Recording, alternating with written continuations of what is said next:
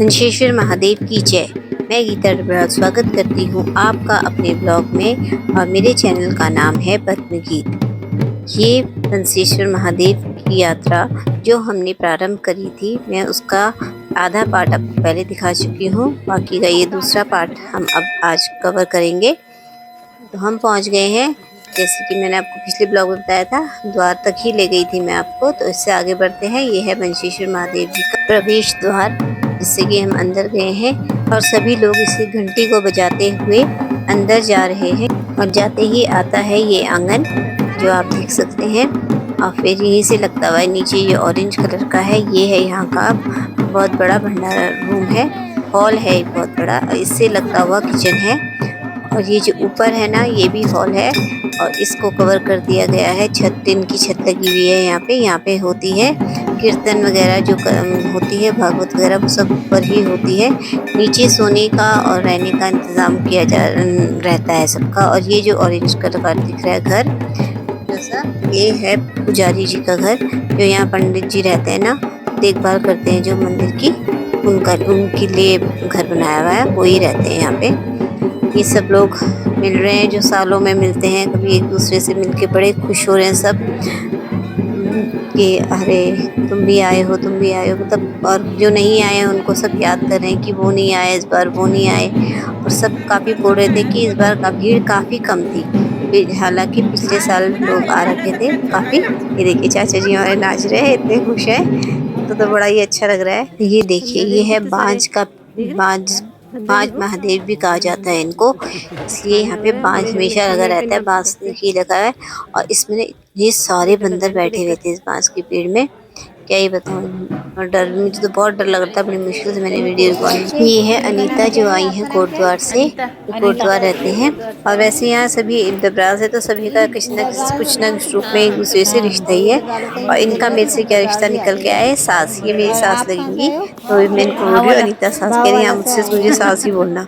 और ये है हमारे प्रधान जी, ये गहली गाँव के प्रधान हैं, बहुत ही हंसमुख और बहुत मिलनसार। कहीं से भी इनमें कोई एटीट्यूड या कुछ नहीं नजर आया कि मैं प्रधान हूँ, तो ऐसे मतलब बिल्कुल नॉर्मल, ये तो आते रहते हैं, मैं ही आ रही हूँ पहली बार। साधारण आम इंसान की तरह ये हमारे संग रह रही। ये चाची गप्पे मारे, चाची किस गप्पे मारो आप? मारो आप, किससे मारने हम गप्पे? वीडियो से।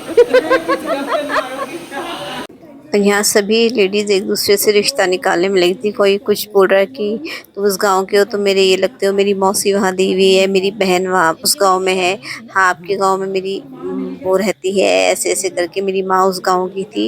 मतलब कहीं ना कहीं से इनके आपस में लिंक जुड़ ही जा रहे थे, क्योंकि ये सभी डबराल हैं आपस में, कहीं ना कहीं से कोई किसी का मायका वहाँ का है, किसी का कुछ। और ये है मेरी सास ने मुझे दिया था कि 11 दिए थे जलाने के लिए, दिए बनाने के लिए और बत्ती बनाने के लिए, कि वहाँ 11 दिए और बत्ती जला के आना, दिया बत्ती करके आना। ज्योतिर्लिंग है ना यहाँ, उसमें सब में एक दिया जलाने को बोला था, तो मैंने वो करा। ये रात का मंजर है। मैंने अभी फिलहाल तो बत्ती जलाई बनाई है, लेकिन सुबह जलाऊंगी। अब ये देखिए रात का मंजर है। ये माता का मंदिर है, दुर्गा माता का, जहाँ अभी हम जा रहे हैं। आरती होगी अभी यहाँ थोड़ी देर में। सभी लोग आ गए हैं आरती के लिए नीचे मंदिर में। ये देखिए, ये दुर्गा माता का मंदिर है। और दरवाज़ा ये बंद इसलिए कर रहे हैं बार बार, ताकि बंदर ना आ जाए। बंदर जैसे दरवाज़ा देखता है खुला हुआ, एकदम अंदर घुस जाता है, ताकि उसे कुछ खाने को मिल जाए, प्रसाद वगैरह में से कुछ। ये है यहाँ की दुर्गा मैया। तो देखिए ये क्या है, ये है नगाड़ा, और ये इसके संग लगे हुए हैं चिमटा जैसा, और ऊपर घंटी लगी है बड़ी सी।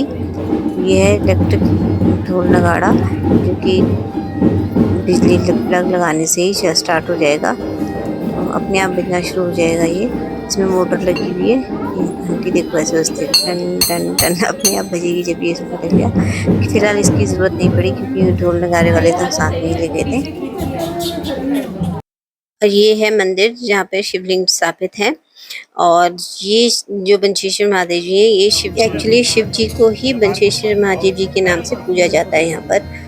फिर अब हम जा रहे हैं दुर्गा माता मंदिर की मैं आरती करने के लिए। आरती करने के बाद हम सभी लोग ऊपर जा रहे हैं। अब ऊपर से मंदिर देखो कितना सुंदर लग रहा है, पूरे उसमें लाइटिंग करी हुई है। और माँ जी ने मुझे बोला था कि दुर्गा माता की फ़ोटो लेकर आना, तो मैंने वो वीडियो ही बना दी थी। फ़ोटो भी लाई हूँ लेकिन वीडियो बनाई थी, वही मैं आपको दिखा रही हूँ। और यहाँ इतनी भीड़ कोताहल में खुशी में पता ही नहीं चला कब रात हो गई। और अब ये हम खाना खाने जा रहे हैं, खाना लगा दिया गया है। खाने में सभी कुछ है, कद्दू की सब्जी, आलू मटर की सब्जी, और क्या बोलते हैं इसे, हलवा, पूरी, चावल, सलाद, सब खाना बहुत ही टेस्टी बना रखा है। मैंने तो कुछ ज़्यादा ही खा लिया है। अब भर पेट खाना खाने के बाद हम ऊपर पहुँच गए। यहाँ पर हो रहा है कीर्तन भजन, और ये जो खड़े हैं नीले कुर्ते में जो कुछ बोल रहे हैं ना, वो रिश्ते में मेरे ससुर लगते हैं। उनका नाम है कांता प्रसाद जी, और इन्हीं ने सब ये है हेड है यहाँ के इस समिति के, सब कुछ अरेंज करवाया था और बहुत ही अच्छा कराया है इन्होंने अरेंज। सब कुछ बहुत अच्छा है, बढ़िया। और व्यास जी ने हमें सुनाए बहुत ही बढ़िया भजन। उसके बाद जो ये है ना, अब डांस करने लग गए हैं यहाँ पे।